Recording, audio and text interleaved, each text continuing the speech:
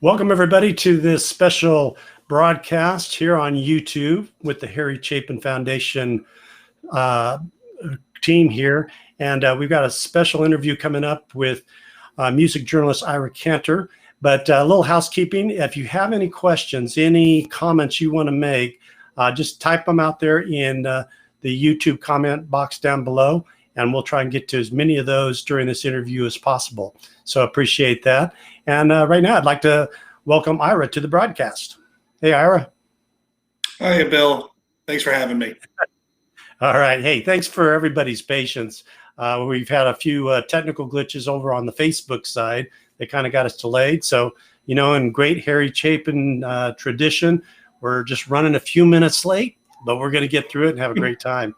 So anyways, Ira, I thought we might start off with just a quick little bit of background about you, and then we'll get into the oral series that you've created. But just give us a little bit of background about what you're up to.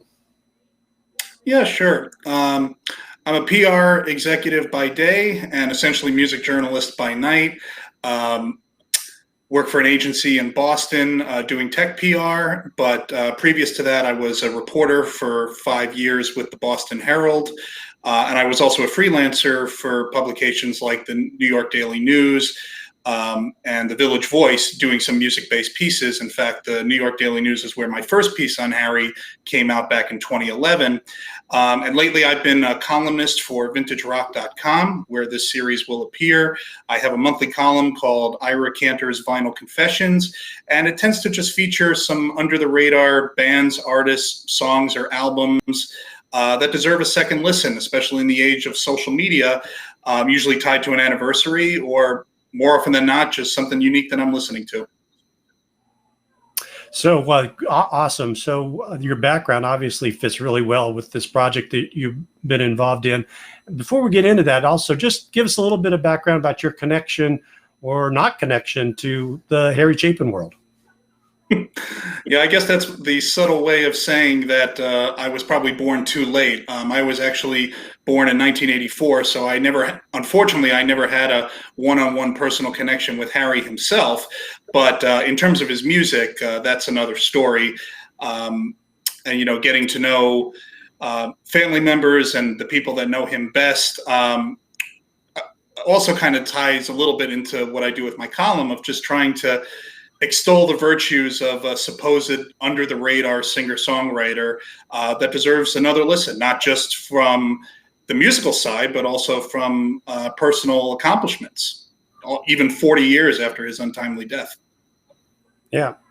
So in a nutshell, kind of give us a little bit of a snapshot about this oral series that you put together and how it all got started.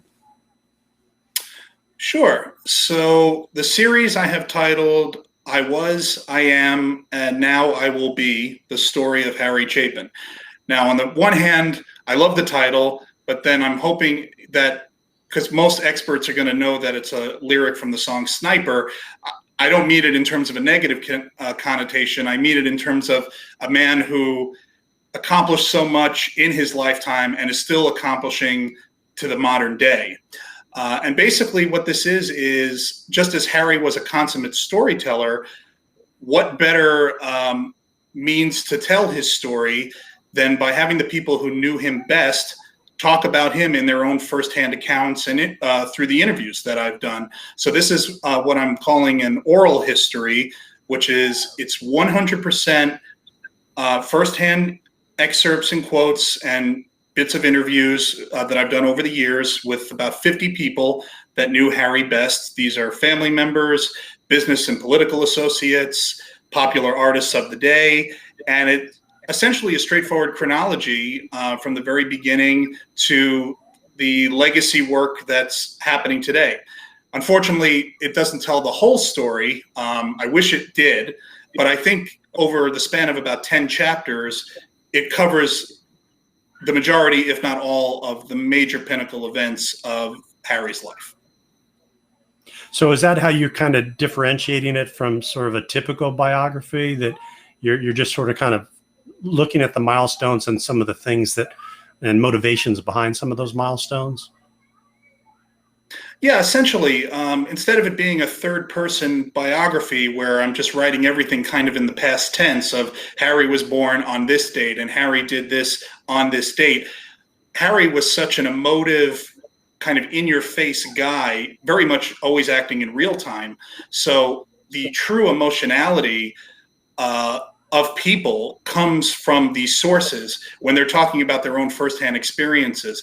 Yes, they're recalling the past, but you can hear the emotion and the power in some of the stories that they tell. And I truly think that using this oral format paints a much better visual picture of Harry.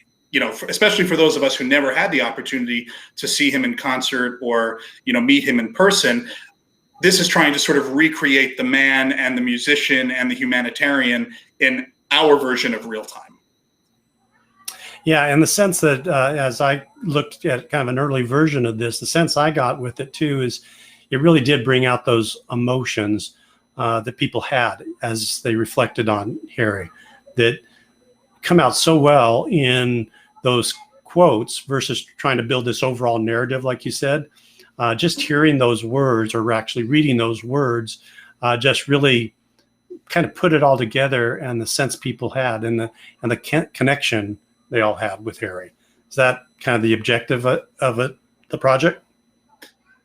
Yeah, I would say so.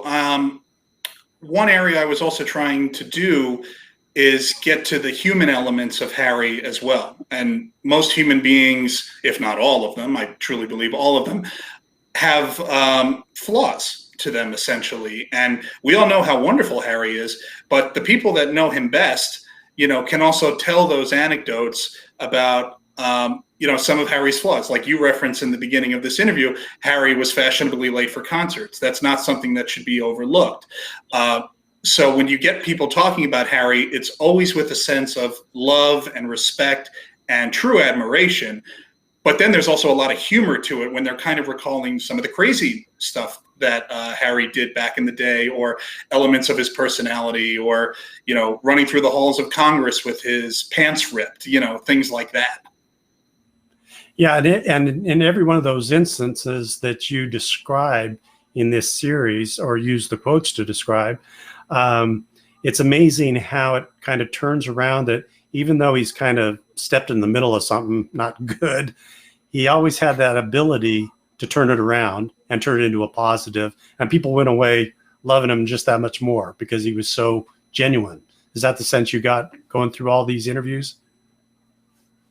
I truly believe so. There was not one person that I have interviewed in the scope of this entire work. And granted, this is only 50 people. I've interviewed probably close to 75 in total. Unfortunately, not everybody made this particular series, but I can't think of a single person who spoke about Harry in a negative context, purely in a negative context. If they were kind of making fun of him or talking about some of those apparent flaws, it was always done underscored by the fact that they loved the guy and just truly admired him, and his approach to life and business and music and all other aspects.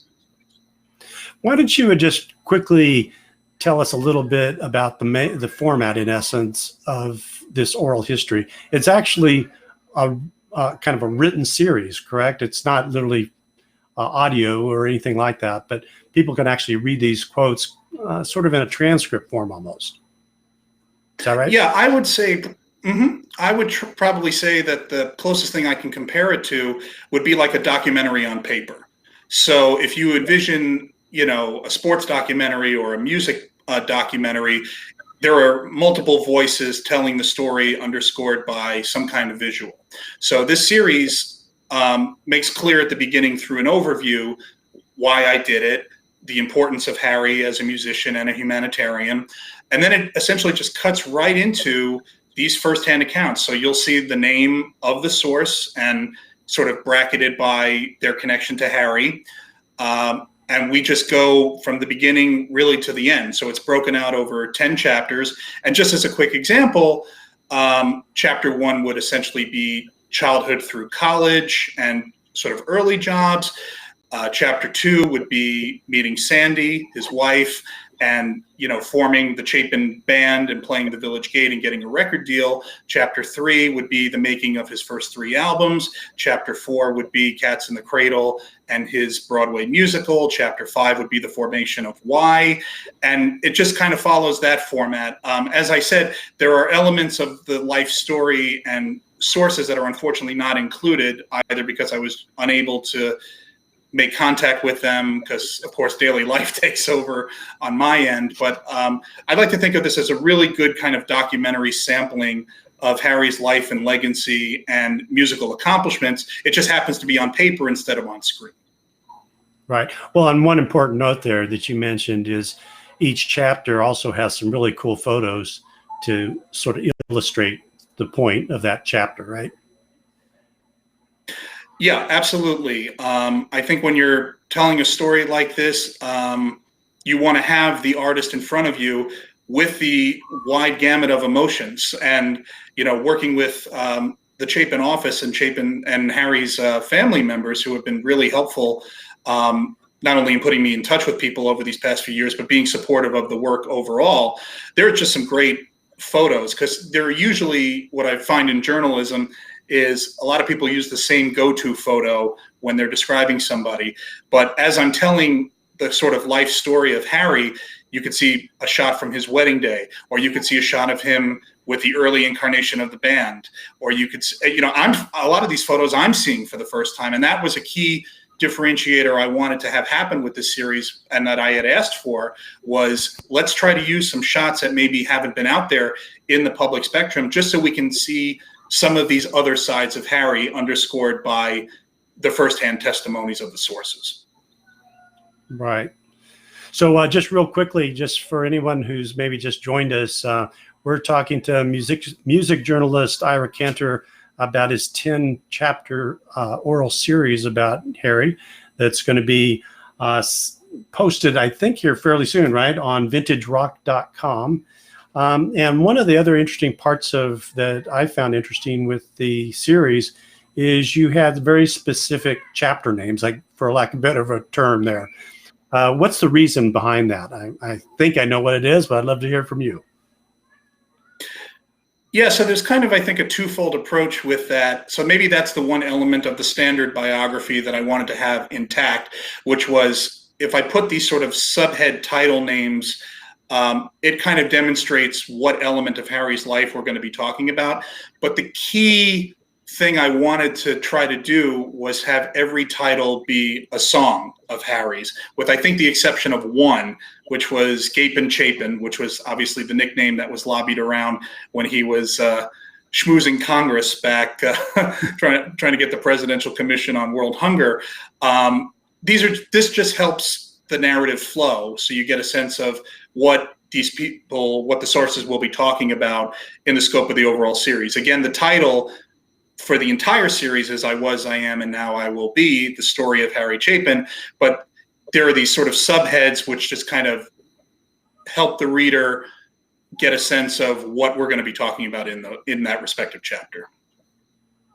Yeah, and could you give us just kind of a quick snapshot of some of the people that helped you in terms of interviews and all that? Because there are some in here, and we can talk about a few of these as we go along, that I found really fascinating, that they're voices that you don't, at least I haven't heard that much when people are talking about Harry.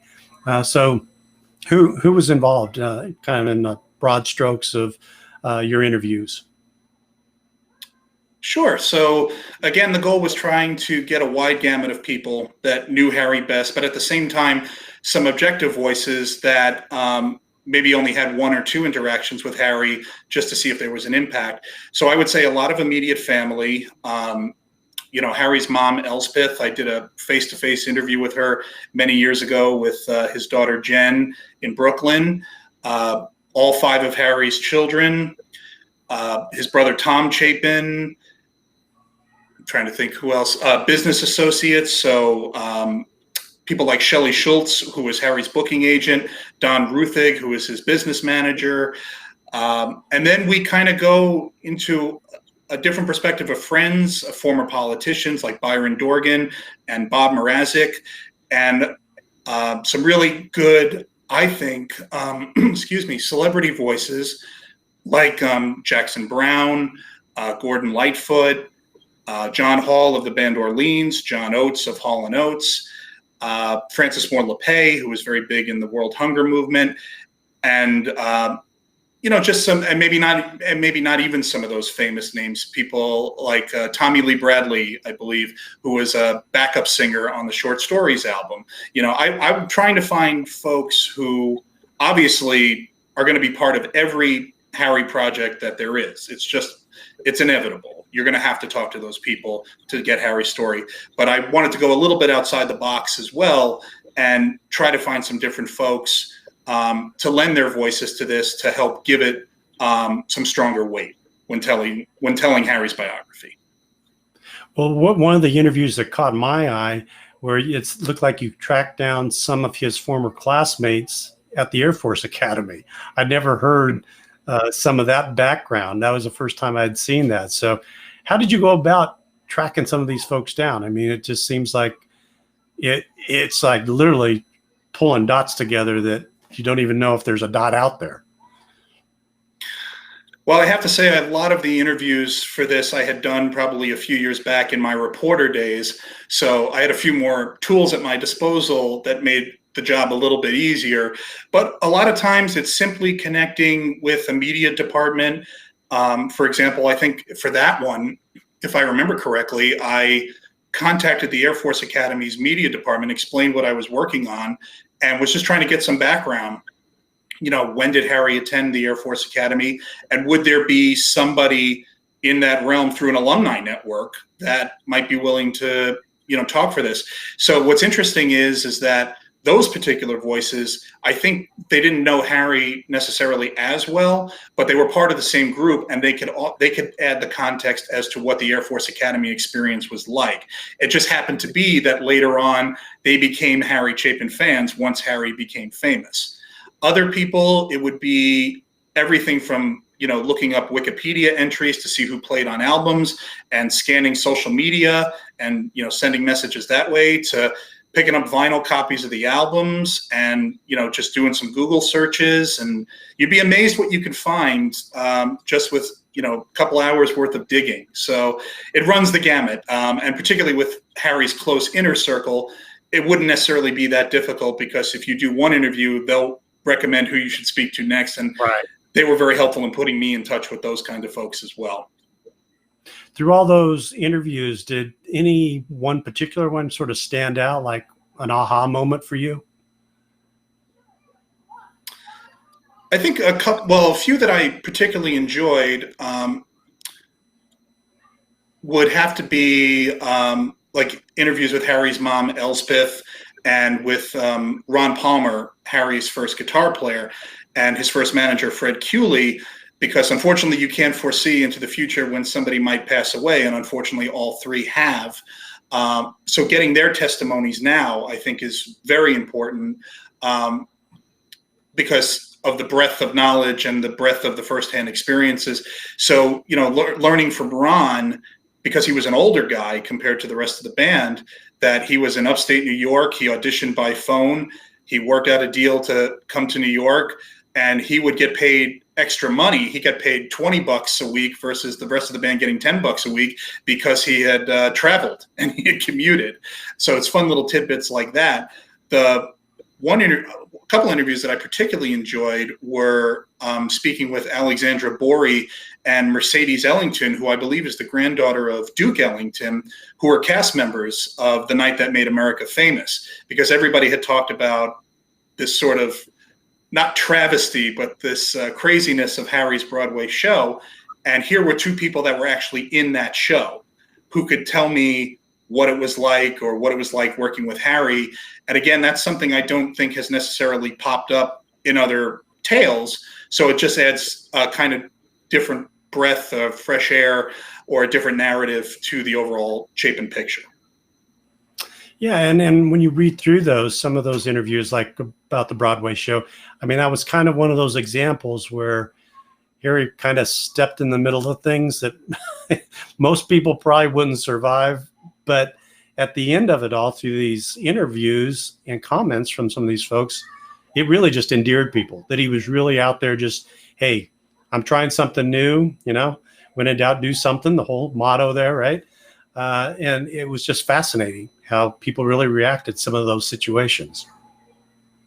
It truly is. Harry did a lot of gutsy moves, and I guess tenacity would be one of his defining characteristics. Who has the tenacity, and rather the audacity, to have the number one hit single in the country and decide, I'm not going to go out and tour behind it, I'm going to put a show on Broadway? And everybody within Harry's circle that I've spoken to essentially has a WTF moment. But again, it's kind of like, in this day and age, that would never happen. Based on industry trends or something similar. You would have to be on the road. You would have to be performing. You would have to, put your message out there to the masses. But I don't think Harry wanted to be famous, but I think Harry always wanted to do what he envisioned doing.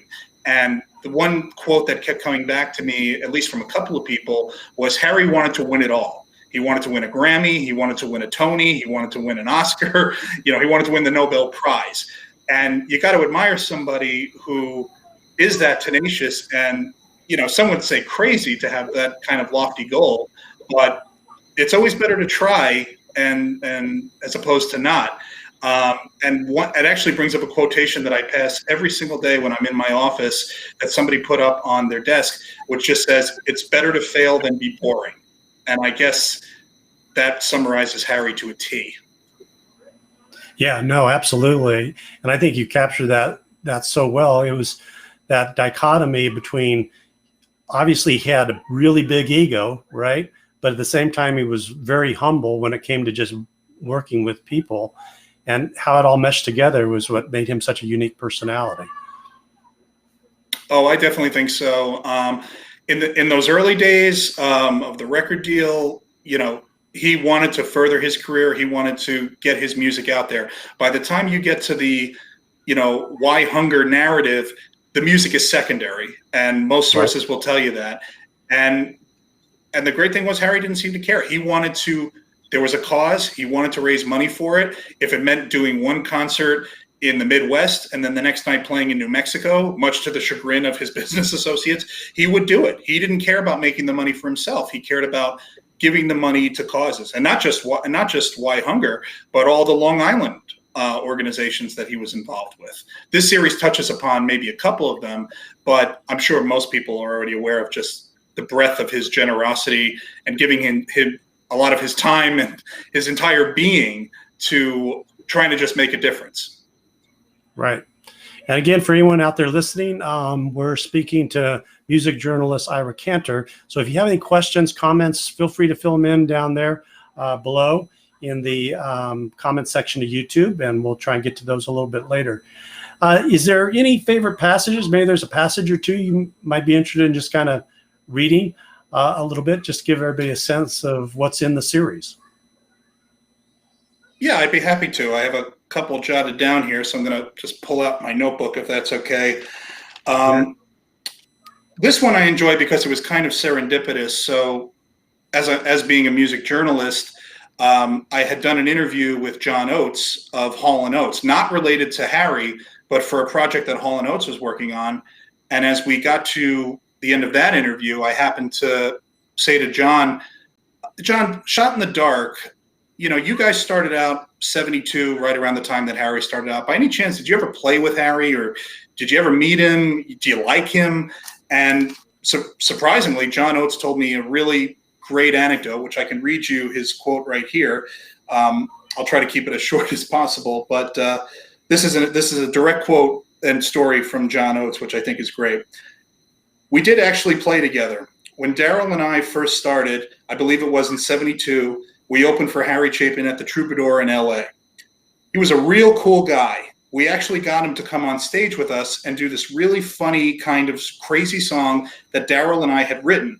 It was called Whistling Dave. We never recorded it. It was almost like a jug band song, and I guess he had heard us doing it during sound check as a joke because we weren't really playing it in our set. For some reason, I think he liked it, and he said something about it. We said, hey, do you want to come up and sing it? We'll do it. And he came up. We were opening for him. but he came up during our encore, which is very rare for a headliner to do that. I thought that was really cool.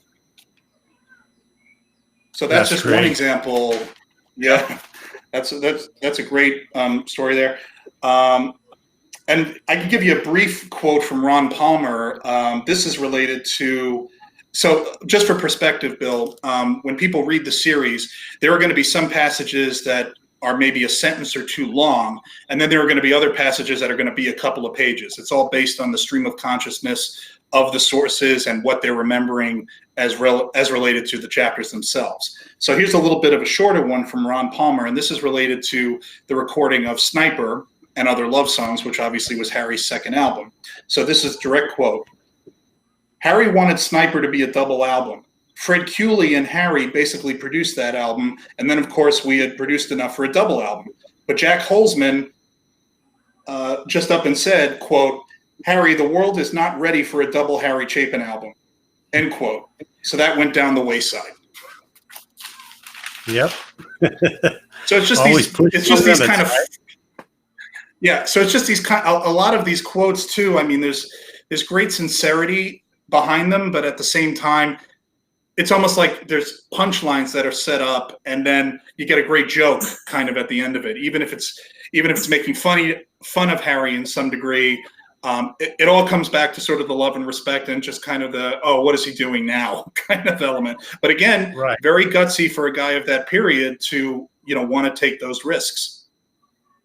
Right, absolutely. And I think that's the sense, I guess, probably because of your journalism background, you have, in finding these quotes, you kind of drill down on some, probably fairly sensitive topics at times, but because, like you said, he's a flawed guy, just like all of us are flawed in some way, shape, or form. But then again, just being able to continue to tell that story through the quotes themselves, that, yep, he kind of messed up on this one, but he brought people around. There's just anecdote after anecdote along that line that I just found fascinating. And you always hear those kind of stories sort of here and there, but seeing them all compiled and into one history like this was just amazing. How long have you been working on this? Well, I would say my Harry project, which has sort of taken on a lot of different incarnations, began in earnest back in 2011.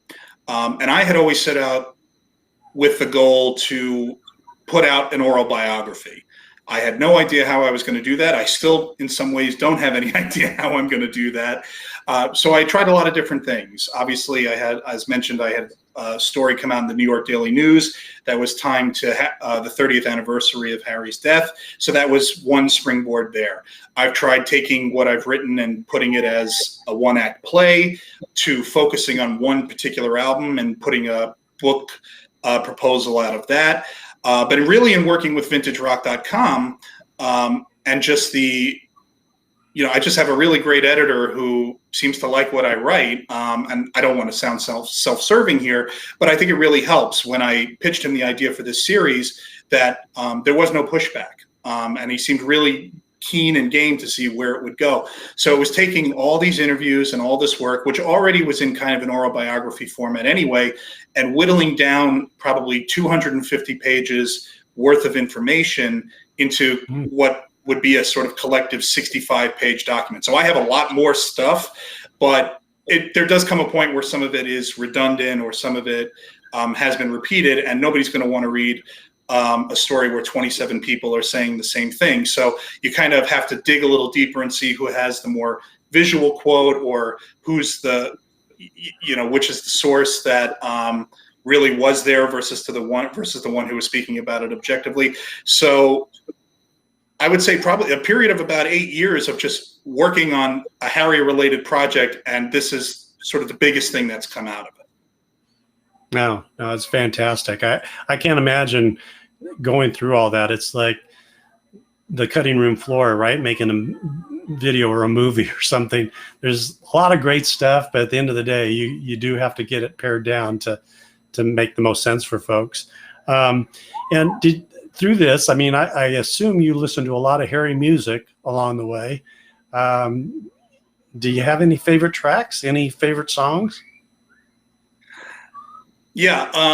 Well, it was actually funny. The impetus for this whole project to come together, let's say 8 years ago, was I was down in New York at the Fan Piers with my best friend, and we were seeing a musician perform. He performs a lot in Central Park. His name is David Ippolito. So anybody who goes to Central Park in the summertime can probably find him playing there. He was playing one of Harry's songs, and it was What Made America Famous. And I was fascinated because it wasn't Taxi and it wasn't Cats in the Cradle, which were the two that I knew at the time. And we got to just chatting about it. And that kind of set this whole project in motion of how can a guy who had 4 top 40 hits overall over a 10-year career have such an impact on the world. So yes, it involved a lot of listening to Harry's music, but then discovering all these great tracks along the way. So I would say probably my favorite tracks, WOLD is a definite favorite of mine. I think that song, it just tells it's a heartbreaking story, but it's an everyman kind of story. And I just love, the sort of radio tones of it in the background. Sniper is completely unsurpassed. I mean, Sniper is an unbelievably amazing song. It's one of Harry's darkest songs, but it's almost like a mini symphony in the movements that it undertakes over a period of about 8 minutes. And when I had spoken with Josh Chapin, he made it very clear that that's the song that really gets him. And he had told me, like, if you listen to that song and don't feel anything, there's something wrong with you. A lot of stuff off the Short Stories and Verities and Balderdash albums. They Call Her Easy, Song for Myself. Those are great ones. I love Halfway to Heaven is a really good song. I enjoy from the Bottom Line concert. I love I Miss America, just because it's so tongue in cheek, and you're looking at our political landscape today, and it's just so apropos. And probably one of the greatest Harry songs is 30,000 Pounds of Bananas, which my favorite version of it is on the Greatest Stories Live album, just because I think it always was intentioned to kind of be a country song, but it becomes basically a hootenanny by the end of it. And I've been listening to a few country artists lately, people like Chet Atkins, and I was just thinking to myself, boy, if Chet Atkins ever got a hold of that song, he could just have a field day with it. Right. Yeah, no, absolutely. And so many of the songs you reflect back now, they are pretty timeless, and they do reflect today as well as they did back then, right? I mean, the only one that I could kind of think of that sort of has to be tweaked a little bit is Taxi, because now it's Uber, right? So other than that, they're all pretty relevant today, if not more relevant today in some cases. It's just always amazes me how well they've stood the test of time. Yeah, I will say that within this series, sorry, Bill, I just wanted to get this thought out, was within the series, kind of how Taxi comes together is an interesting story in and of itself, because it's essentially 2 songs in one. When we get to Big John Wallace's part, that was a separate entity, apart from the actual song. And there were all these rumors flying around that Harry himself was a cab driver, which led to him writing the song. And I believe he had applied for a license, but never actually drove a cab. That's what people were telling me. But just going back off of that, and also Cats in the Cradle. I mean, Cats in the Cradle is so universal and has been used in every scope of popular media that I can imagine. What I don't like about that is the fact that, sometimes people might be perceiving it as a joke, and it never was intended to be that way. But, it's a great springboard that every time my mother hears that song on the radio or sees a mention of it on TV, she'll text me and she'll be like, oh, they're playing Harry, because she knows what I've been doing from the get-go. And she was listening to that music at the time. So. Yeah. Oh, no, absolutely. Well, I think we probably should start to wrap it up here. First of all, is there anything we haven't talked about that you really want to make sure we get out there to folks about obviously we want to talk about when it's going to be coming out and all that, but just any of the other stories or other reflections that you had as you worked through this project?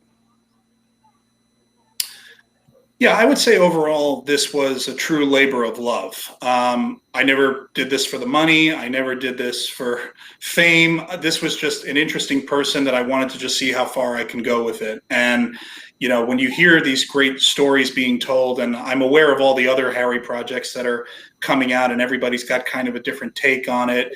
My hope is that this series has its own uniqueness, both in being the oral format, but also just the scope of sources that have been interviewed, people you may not necessarily think of immediately, or people who just have their own great stories to tell about Harry through all aspects of his life.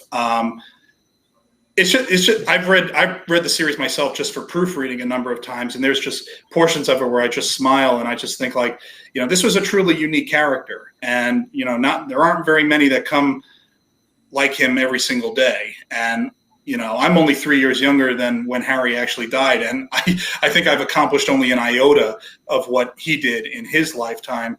So I want people to, I would love for people to read the series and get something new out of it, and learn elements about Harry and even the people that were close to Harry that they didn't know previously, and keep the conversation going there.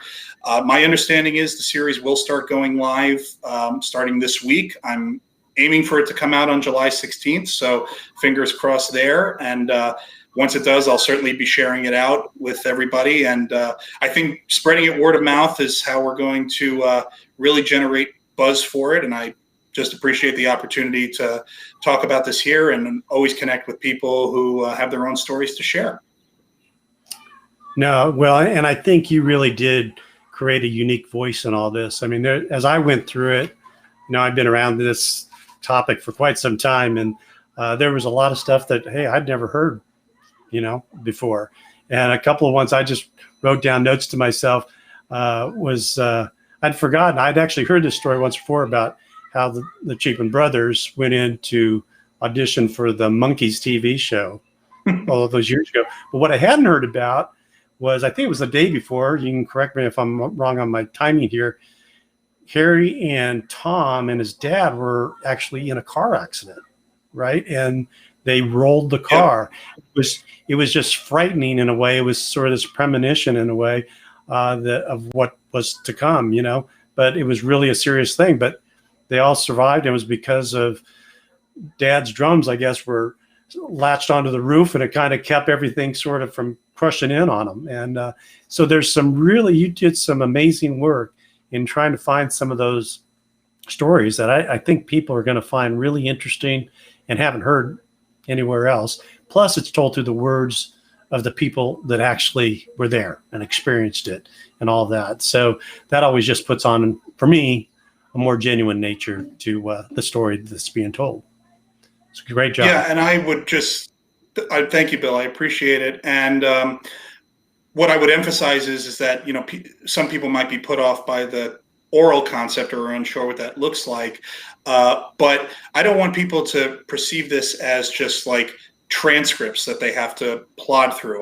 My goal is to recreate Harry the person, and there are certain things where it's a paragraph long, there are certain things where it's a couple sentences, but it's really just designed to get the people that knew him best recalling those memories as best as they can and building those visuals. I want this to be a visual experience for readers, with the hopes that they learn something maybe they didn't before, because I know Harry's story has been told numerous times, but and as I've said from the beginning, it doesn't have everything, but I certainly hope that I've hit upon the core moments that have defined Harry, and people will come away reading it thinking, oh wow, I didn't realize that, or I need to take a closer look at that. And just amazing the true impact that he had on music and the world. Right. And I can tell you, it does not read at all like a transcript. It really does read, even though you're just basically using quotes from all these individuals, the way you stitched it together, you told a great story in these chapters. And I really do think people are going to just love it, because it really put in context this very complicated person. But from seeing it, it's kind of like people seeing the elephant, right, from all different sides, right? Well, I got a perfect, yeah. Go ahead. Sorry. Yeah, I've got a perfect. No, that's fine. A perfect example, which is just coming to me, which is a good reference point for this series, is if anybody has ever read the works of Studs Terkel, particularly like books like Working and The Good War, it follows that kind of format. It's talking to the people that lived in that time. And I think it was Josh Chapin, it was Harry's son, I believe, who had told me that Harry was an admirer of Studs Terkel. Like he enjoyed reading his books because, again, Studs Terkel was this kind of storyteller. He did all the interviews and he met all the people. He just shaped the narrative. So this was a big undertaking in the sense that I did all my own interviews, I did all my own transcription, I did all the weaving and all that stuff. So there is a lot more work to it than just putting quotes on a page. It's plucking out the great details and shaping a linear narrative and trying to follow that kind of Studs Terkel dynamic, who happened to be somebody that Harry himself admired. Yeah. And, lest we forget, I mean, part of this too, we talked a lot about his music and personal life and all that, but you also did that same sort of thing through a lot of the social activism that he was involved in and kind of the frenetic life that led for him, going back and forth to DC and getting the commission going. And again, all through these anecdotes that other people are telling. So, I mean, it is a rich history of not just his music and kind of his personal life, but also the social activism part, which I thought you did a great job on that. Was there anything on that end of it that surprised you or kind of a learning aha moment for you? Yeah, I think, a lot of the sort of why hunger stories have been put out there.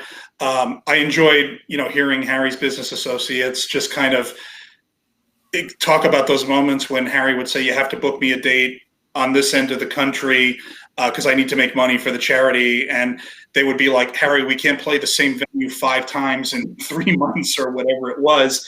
It doesn't make any sense. He says, I don't care. This is what we have to do. And they would do it. That just showed his determination for the cause itself. But I think one interesting voice that comes out for that period is I actually found a member of the Presidential Commission on World Hunger who had worked with Harry to get before President Jimmy Carter to really get this commission going and spearhead that movement of it. And that was, I believe he was more of an academic on the board, but he was a food hunger, he was kind of an expert in this field.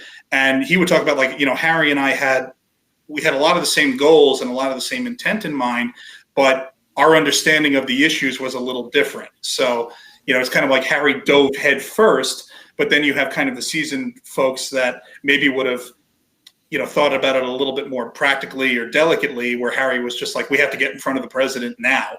And, the big visual that always comes back to mind is when Ronald Reagan gets elected, and I think it was Ken Cragen, Harry's second manager, who had told me they were at a Lakers game.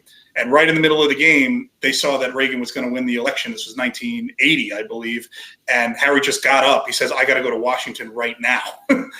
So you can just get that image in your head, with the LA Lakers, about to hit Magic Johnson time. Who would want to miss that?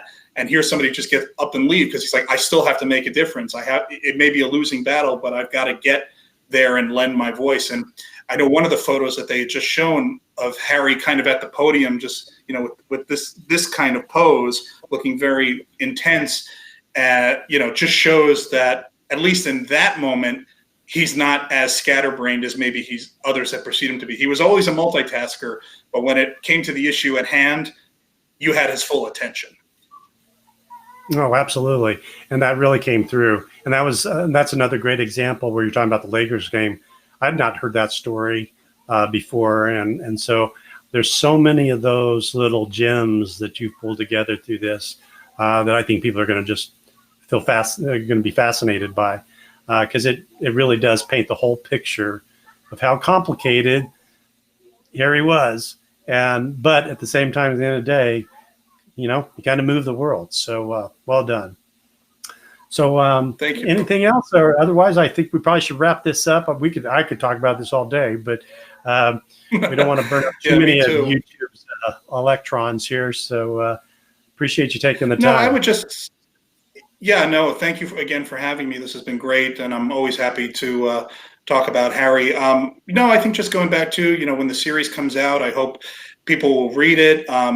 Harry fans and other people alike, and spread the series out word of mouth or however you want to. I'm always approachable. If people read my columns on vintagerock.com, I always include an email address at the bottom. If people have ideas or they want to offer feedback, I'm doing this for the broad public, as well. So I welcome their thoughts and their perspectives. And, I'm just glad something is coming out. And my hope is that people are going to like it and want to share it. No, that's right. And, again, thanks. I think this could act as a really big, nice bridge between generations, too. I mean, one of the things we talk a lot about at the foundation is how do we work on efforts and issues and initiatives that will, attract a younger generation and I know they're out there. They're all doing it in their own different ways today, but understand that, one person can make a difference kind of thing that Harry really preached. And I think it's through activities like you've done here with this project that so many people can see, hey, here's a model. You're probably not going to replicate Harry. I don't think anybody can replicate him, but the concept behind getting involved and really digging into whatever your passion is and just go for it. Yeah, and I think the biggest thing too, just sort of in closing, is there are voices in this series that unfortunately we're just not going to hear from again. So if this is an opportunity that they offer a different perspective and we're there at the time, it's just keeping the history alive. And that's what I'm happy that I can bring forth with this too, is, because we can only predict the future so much, but having Harry's mom in there and some band members and his first manager and some people who aren't with us anymore, but are very important to this story, I think, like I said, is going to give it some really strong emotional weight. And, the key thing I just hope is people aren't going to read it and give me the same slogan they gave Harry about some of the songs, which is, Ira, it sucks. I just hope I don't get any of that. No, they are not going to do that. It is really well done. It's a really fun read. It moves along very quickly. And just of course, I'm biased, but at the same time, I'm also a little jaded because I thought I heard all the stories that were to be had out there, but you've pulled in a lot of nice gems that I think people are going to be really, really fascinated with. So with that, Ira, I guess we should sign off, and I appreciate all the time you spent and look forward to seeing it come out on vintagerock.com. Thank you, Bill, and thank you everybody for listening, and I'll be sure to share it, and always happy to connect. Take care. Bye-bye.